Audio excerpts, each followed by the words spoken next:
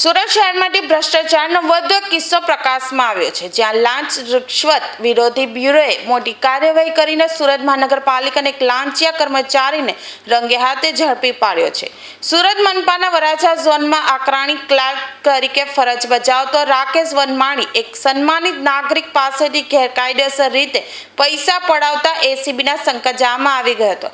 એક મિલકતનો ટેક્સ વ્યવસાયિકને બદલે રહેણાંક તરીકે ચાલુ રાખવા માટે આકારણી ક્લાર્ક રાકેશ વનમાળીએ ફરિયાદી પાસે ₹3,500ની લાંચની માંગણી કરી હતી. આ અંગે જાગૃત ફરિયાદી લાંચ આપવા માંગતા ન હોવાથી તેમણે તાત્કાલિક સુરત એસીબી ઓફિસનો સંપર્ક સાધીને આ ભ્રષ્ટાચારી કર્મચારી વિરુદ્ધ ફરિયાદ નોંધાવી હતી.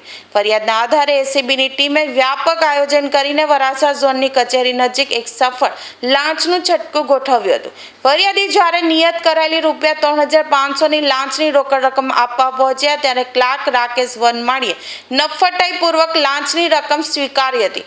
એ જ સમયે અગાઉથી જ વોચમાં ઉભેલી એસીબીના અધિકારીઓની ટીમે ત્રાટકીના આરોપી રાકેશને લાંચની સંપૂર્ણ રકમ સાથે રંગે હાથે દબોચી લીધો હતો. હાલમાં એસીબી દ્વારા આરોપી ક્લાર્ક વિરુદ્ધ ભ્રષ્ટાચાર નિવારણ ધારા હેઠળ ગુનો નોંધી આગળની કાયદેસરની તપાસ તેજ કરવામાં આવી છે.